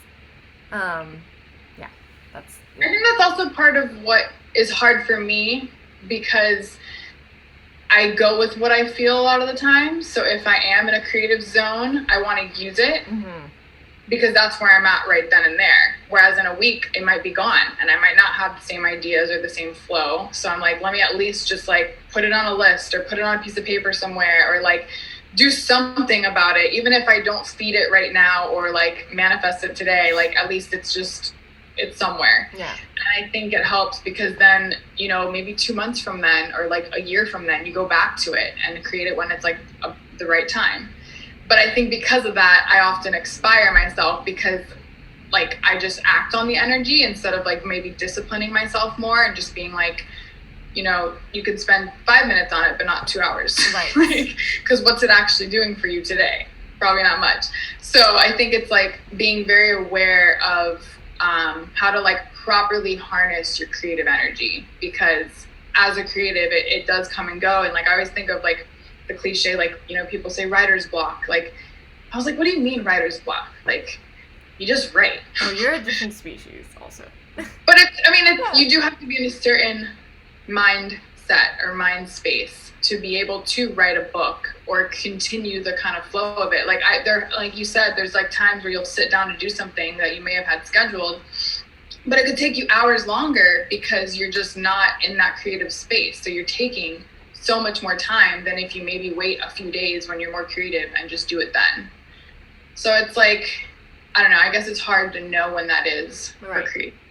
It comes and goes. Yeah, I just wanted to note that in case all the creative people are like, well, how am I supposed to schedule design or paint? And if it doesn't come to me, it doesn't come to me. Oh wait, I got this question from the chat. How do you balance to-do lists and schedules on your phone/cloud versus writing it down, and which do you prefer? So I like that a lot because I love writing things. Like my brain receives it so much more. Like even this meeting, like I have to take notes, even though I like might not even revisit them. I'm just like more present and what we're doing because I'm writing. Whereas like on a device or on a computer even or whatever, typing it, like in the moment I'll feel productive and I feel like I'm getting it. But then like, I don't know, with my brain, I'm just like, I have to go back and find that document and scroll through it. Like it just doesn't have as much meaning or like tangibility. I don't know what to call it, but recently I did switch from like a planner, like writing everything in, to Google Calendar. And I love that because it's color coded, number one, which I wasn't like that type of planner user. Like some people use like different colored pens or different colored highlighters for everything. Nah, that's too much extra work. We got a whole I just had like each day had like little boxes with like a task next to it that I would write in. And then as I would do the task, I would just check it off. And then once everything from that day was complete, I would then cross out the day. Even if I was on Thursday, if Monday had 2 things that wasn't checked off yet, I wouldn't cross it off yet because I had to do those things. And then Friday was like my catch-up day. So like I would look at the whole week and see what I didn't do and then finish it or move it to next week. And then I could cross out all the days, which works. But then you have to make sure you always have your planner on you. And it was a little, I think it wasn't as good in terms of time management because it was just a list. It wasn't like allotted time slots. So I would put a lot on each day, but not fully aware of how long it might take me to do that task.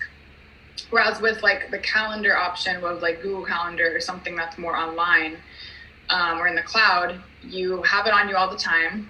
You can color code it so you can see visually like what's an appointment that I have to make it to, or what's a meeting, or what is just for school, what's just for work, what's just for, you know, date night, like whatever it is you want to schedule in there, or like personal time. Ah! You froze. Sorry, friend. Okay, you're back. I think too the color. No! Dude, what's up with your internet? I think it's you. Oh, maybe it's me. I mean, it could be me. Yours keeps going like red on Zoom. I don't know. Oh, really? I don't know what that means. Okay, but you're back. I think also the color coding tells you how much of your week you're spending on certain things. So back to kind of what we were saying about like work-life balance. Like if I see a lot of purple in my calendar, that means I've like done stuff for myself throughout the week. And I'm like, oh, okay, cool. And if it's not, then I'm like, oh, I'm in trouble. So I personally like the cloud option. I will make lists and write stuff down when I'm working on something because again, like I just function better with handwriting things. And sometimes I'll even type those notes into a document or something, especially if like I'm sharing it with someone. But it just helps me being more active in what I'm doing if I'm like writing stuff. And remember it. But how do you feel? I feel like, did you use a planner like extensively at any point? I transitioned recently. No. I have always been a huge writing person, but recently, because we're moving around so much, and I don't even mean from building to building, I just mean like upstairs, downstairs, I'm in the garage. It's like now that I use Google Calendar, it's all on my phone. So if I even need a reference, like I'm in the garage and I'm like, how much time have I spent on this? Like, do I need to move on to the next thing on my list or whatever? I can just look at my phone, or it reminds me, you know? I don't do as much of the allotment of time like you do. I kind of do like a task list, but by day, and then I move it to the next day if I didn't do it. But what I do like about the calendar is also if I do have an appointment, like a doctor's appointment, or I need to go to the post office in the morning, I can put a time so that I go. Right. And the other thing that I like that you said, the color coding, and whether you color code or not, I like to go back a little bit and talk about how you even input stuff into the calendar if you decide to do the cloud version. And I go by topic. Like, I feel like naturally you want to go by like Monday, what do I need to do? Tuesday, what do I need to do? But as someone handling their own side hustle and balancing a bunch of things, again, work-life balance, I go by topic to be like, what personal things do I need this week? All right, what media things?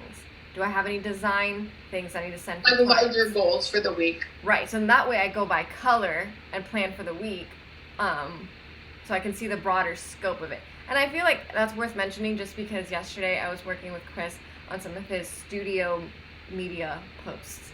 And because I'm kind of helping with the tech stuff for his studio,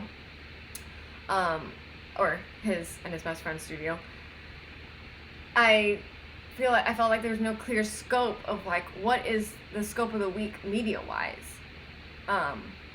You know, when do we talk about the new artist coming? So basically, he has a new artist live streamed every Wednesday.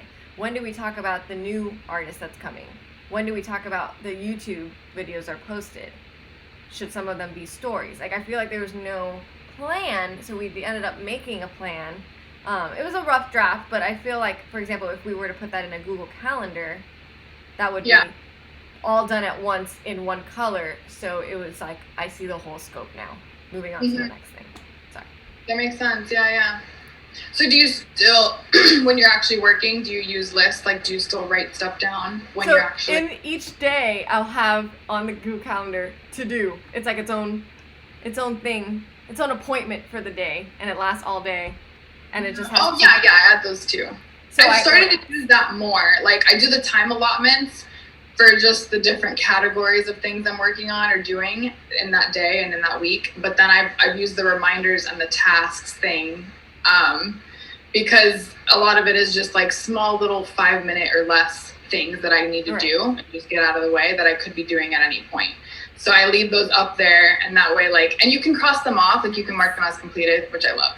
So I think that's helped a lot too. And then I've made sure like to move it to another day if I don't finish it. Which I think is easier to move than just putting it in another time slot, just because now you have to find a time slot in that new day. Yeah. And it takes more time than just wiping it over. Yeah. Sasha. Okay, no, we're back. Okay. So that was that. For me, I prefer now Google Calendar just because I can take it everywhere. And before though, I also had so many papers everywhere. I was like, started to-do list, I started another to-do list, and I'm just like, oh my gosh, to-do list galore. And then I'm like, where did I put that one? No, it's in my pants pocket. Oh, I just threw that in the washer. Like, I definitely also want to note one last thing. I know we kind of closed this topic already, but just to go back to work-life balance. The other end of work-life balance is a lot of times, and I'm just going to call it outright, people are just too lazy. They want to start their own side hustle. They want to do things. You know, you're like, oh, I have this great idea. I even have a logo. And then they're like, oh, but work-life balance. I'm going to go to the movies with my friends tonight. Right. So do you think people become lawyers by doing that? Right. Oh, let me study for my bar exam. Oh, no. Let me go to work-life balance. Yeah. So there's also a fine line between, like, being too lazy. The reason we take the break when for example, she's able to take the break when she feels like it because she overworks. Like, this girl does not stop. Her brain is incapable of stopping. Yeah. So when she does feel it, it's okay. She's done so much. But if you are going to take that break and you look back at your last 24 hours and you're like, eek, I didn't do anything, then you're taking too much of a break. Yeah, and I think another thing that helps me is I like to view my time for myself as like a reward. So if I feel like I accomplished enough that day, or I did like the one main thing I wanted to do this day, even if I didn't finish the other 5, but it was like the biggest thing I wanted to do, I'd be like, okay, then I deserve to take some time to myself or, you know, go out, whatever it is. And I think like it also helps you stay on task because you're just like, okay, the sooner I get this done, or the sooner I complete this, the sooner I can do that enjoyable thing I want to do. And I think it helps me like stay motivated to staying focused on task and everything else, because otherwise you can kind of just like float between tasks or take your time getting lunch or whatever, because you're kind of managing yourself and managing your time.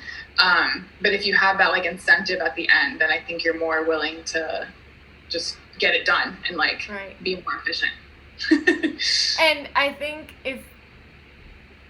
speaking of the being more efficient, let's say we're all going into next week, team, and if you own your own business, you may have the luxury of getting that 4-day weekend you've always wanted when you worked in corporate life and didn't get Black Friday off, or the Saturday, or the Sunday. Speaking to my hospitality folks. Or musician folks. But when you do your schedule for next week, start with nothing for Thursday, Friday, Saturday, Sunday. Literally write in do nothing or rest day or whatever. And then go back and plan Monday, Tuesday, Wednesday. And then if you absolutely have to do like one or two things, you know, during the 4-day weekend, do it. Like for me, I have nothing planned except for an unboxing for each of my Christmas kits, Friday night, Saturday night, Sunday night. But that's just like a 30-minute thing that I'm doing. But I don't want to plan anything. And that way you can even use your time if you want to regroup, maybe look at your website again and make adjustments, you know, maybe just brainstorm. So it's light, you know, your brain's not going to stop it. So it's not overflowing with things. And you're also trying to enjoy time with your friends or your family, and you can't because you're like, I planned all these things. But back to the note about being like lazy, is sometimes if I get into those modes where I feel like I'm not feeling super productive or whatever it is, I will compare myself to like, okay, well, what if I had a 40-hour job, you know, work week, like a 9 to 5 Monday through Friday? Or some people have like 4-10s where they work for 4 days, but it's 10 hours a day and then they have 3 days off. So sometimes I'll kind of like tell myself to think that way, and it allows me to get more done because I'm just like in a normal sense, like if I wasn't like an entrepreneur, that's what I would be doing. So it's okay, like it's worth it. Other people do this, it's normal. Like, so I think it also like doesn't let you fall into that trap of just like relaxing too often or like taking a break too many times, because it is hard when you're like managing your own time and like having a lot of self-discipline. So I think I usually compare it to that. Or like my boyfriend works full time, so sometimes I'll just like have my schedule match his in a sense, because it's like the same amount of hours or whatever it is that you're putting into a full work week. It's just that you're working for something different. So right. I like that. And I used to be, and Chris can vouch for this, I would be like, still this week I still wanted to be like, I want to wake up at 8 a.m. and work. And that ain't gonna happen for me, at least. I do, like today I woke up because I planned a bunch of things and I was like, I'm gonna do this and this and this before our Twitch. But when you were here, we woke up right before the Twitch. Well, I woke up right before the Twitch, but we were like ready, literally making breakfast, going outside to start the Twitch. So I just want to say, like, let's say you are doing the full-time schedule and you are doing it at home, and you start at 10, that's okay, but you better go until 6 or 7. You better keep going. Or like I'll tell myself, like if I operate best having a morning to myself, like let's say I naturally wake up at 8, but I like to take my time making breakfast or doing whatever it is, or maybe get a workout in, then I'll just tell myself, okay, then I'll start my shift at 10. But if I'm working 8 hours a day, then it would have to be until 6. Like that's just what it's going to be. But and like, you know, it's good because you can choose that. Like there's liberty in that, but then you're also staying productive because you're committing to like what would have been a normal job. Right. That's kind of like what I always compare it to, because that's the alternative. So yeah, I think it helps a lot to kind of like think that way, but also not like spoil yourself too much. Right. So, like, I'll start at 10, but then it's noon, and then it's like, hey Smash, welcome. Oh, Smash is back. Smash is back. So, yeah, we were just finishing up work-life balance. and sometimes how it's hard to balance and plan it out, and just to make sure you have it going into the holiday week next week, and kind of defining what counts as lazy versus actually being work-life balance. So yeah, I do the 10. I probably start at 10, but what I like about thinking how you said full-time work week plus, as if you had a full-time job and you were doing a side hustle, right? So your full-time job would be the 8 hours a day, and then let's say I do 10 to 6, take a break, right? Because that's what you would do at work. And now I'm going to pretend I'm doing my side hustle. So I feel like in that way, because you're going to keep working out of the way, because your brain don't stop, right? So you stop for dinner, you take a shower, whatever. But at least if you view it as now you're working on the side hustle, maybe you're planning. I'm just offering this as an alternative way to plan, because I don't do this every day, but I sometimes do this, like especially when I go to hip-hop class because I'm taking a break and coming back. So now it's like my side hustle, like what are some of the more fun things, like maybe some media stuff, maybe checking on your website just to make sure everything looks good. I bring up checking my website a lot because your website is never done. Your media is never done. You upload it, you think it's perfect, you go back, you're like, there's no link there. Or, that's a blurry picture. Where did that come from? Or check your media, whatever, the fun stuff. So that's another way to plan it, where you feel like it's maybe your full-time job is the 8 hours a day, and I'm crafting, I'm dropping off orders, I'm trying to do XYZ, like ad marketing, not the fun media, the hardcore media. And then maybe at night I'll come back and, start designing kits or whatever I think is fun that night. So that's another way to view the 8 hour and side hustle, even though it's the same hustle. Same hustle, team. Yeah. So Smash says, oh, got back from vacation and dying. Definitely found that working in blocks is helpful. 2-hour blocks works for me, usually like 3 to 5 a day. That's a great point. Obviously people know, like, when you study, you should take a break. Like, well, we talked about this recently with doing projects. We did? Like, how we feel best if we, like, kind of switch or do different things and come back. Yes. Well, even our friend, who's in med school right now, he always does 50-minute time blocks and does a 10-minute Netflix break. So weird. Oh, really? He studies for 50 minutes, 10-minute Netflix break, or walk around or whatever, comes back, another 50 minutes. Like, he just does that. But, those people study, like, crazy. But, yeah, the blocks are definitely great. So the only thing, though, with the weird part, and I don't know if you identify with this, Sasha, is I feel like our brains keep going. So, like, if we take a break, we're, like, on to something else. We can't go back. I take a break and I'm like, all right, let me make some ads. Let me do it. Like, that is the reason I do the hip-hop break. Because it's like, okay, I have to think about something else that's not a part of my business. So it's like a real break. I think that's, like, my most useful breaks is when I just do something physical, like exercise or movement or something. That's when I'm like, okay, and I feel better. And then when I go back to return to whatever I was working on, or even if it's something different, I feel, like, more refreshed and, like, positive and confident and just, like, ready to go. So I think that is, like, a huge piece of it, is, like, maybe just what you do in those, like, 10-minute blocks or, like, those little break windows. Because it could be like you eat or you watch Netflix or you read an article. Like, it could still be something that's stimulating, but if it's just maybe just about something else, or you're telling yourself, like, I'm giving myself a break, I feel like it just feels better. Right, yeah. I bought, this is so lame, but I bought Skittles recently. Like, do people just actively go buy Skittles? Like a sharing size bag of Skittles. Dude, I hadn't had Skittles in so long, and I had some on Halloween because I was giving out candy to kids. Oh, right. And I was like, this sparked like a like a craving. It was so bad. So I bought a sharing size bag of Skittles. And it was like a little reward. So at night, last night, I was like, I'm gonna craft and have Skittles.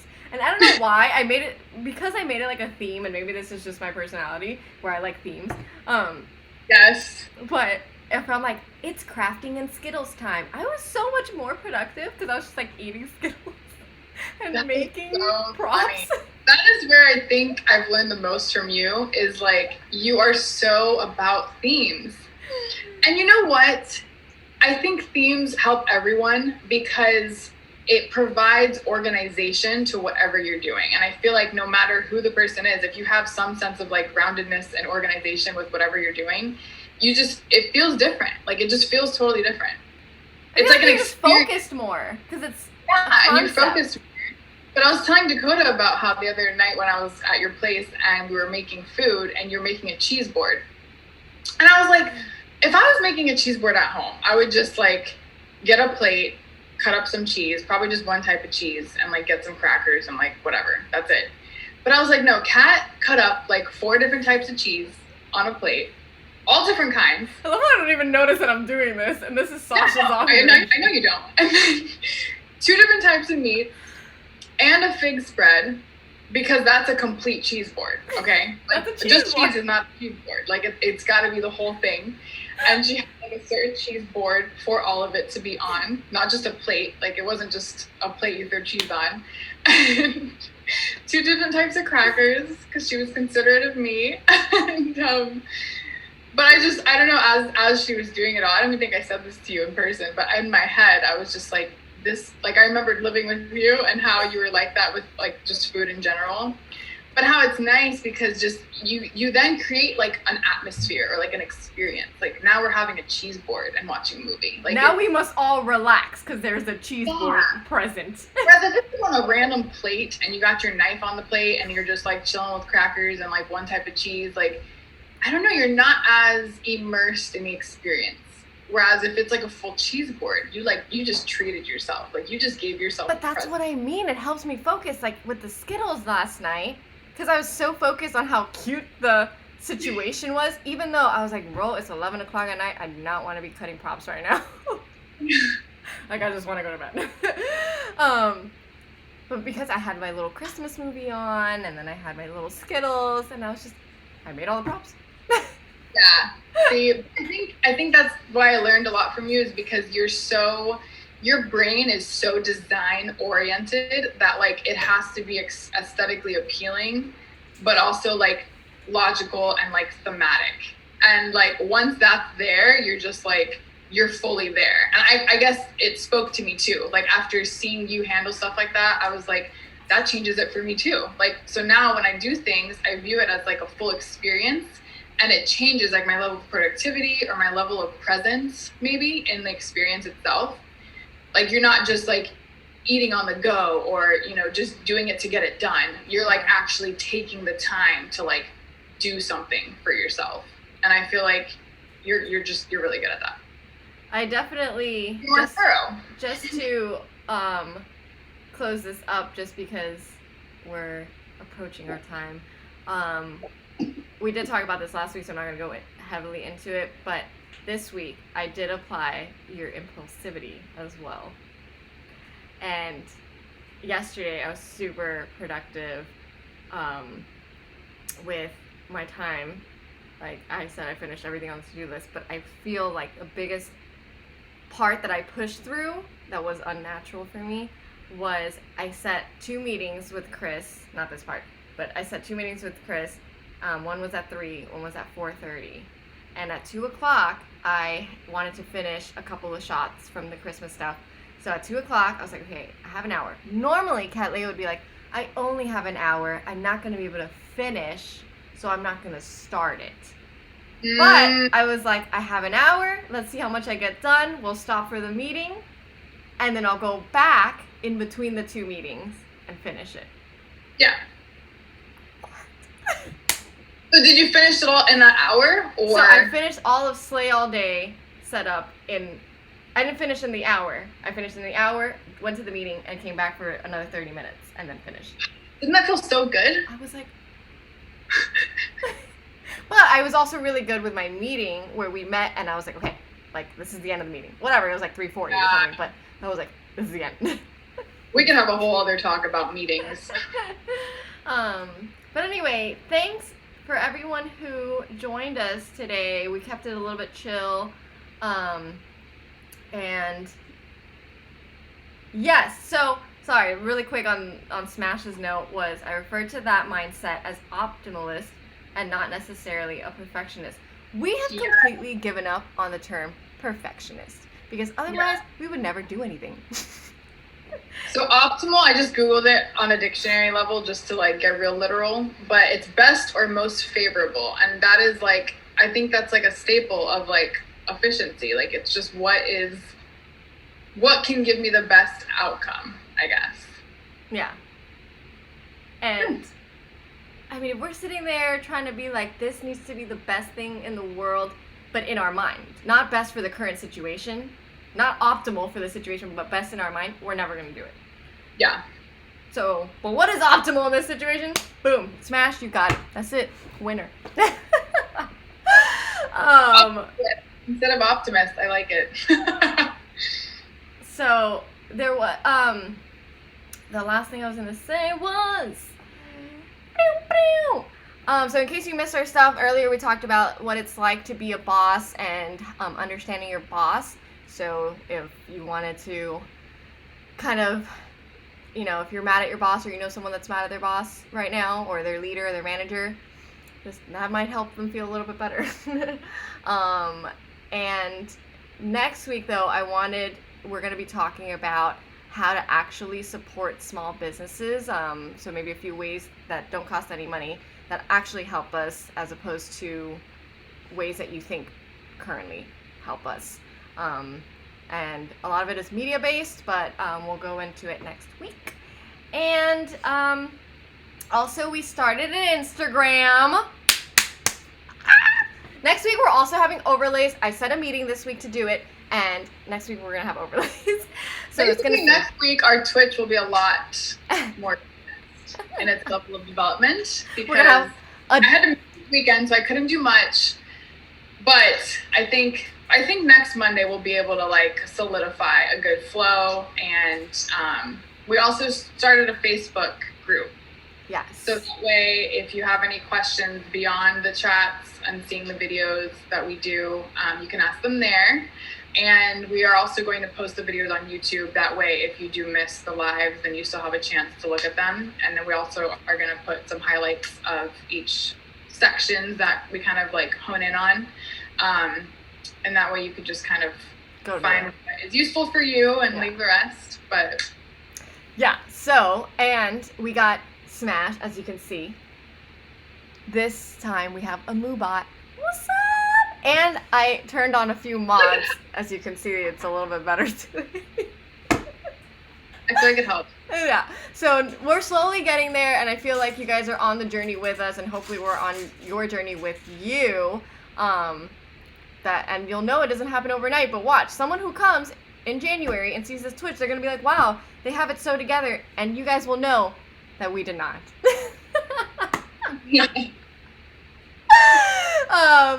That's part of why we give ourselves 2 hours just to like figure it out. But we're getting better, and we love to hear from you guys too. We know you're working, but we're also Well, another topic I want to include for next week is workspace. I'm gonna write that down. Workspace. Like how important is it? And I don't know. How do we feel about workspace? Yeah. And I guess I'm mainly bringing this up because I just moved out of an RV where my workspace was very transient and ungrounded.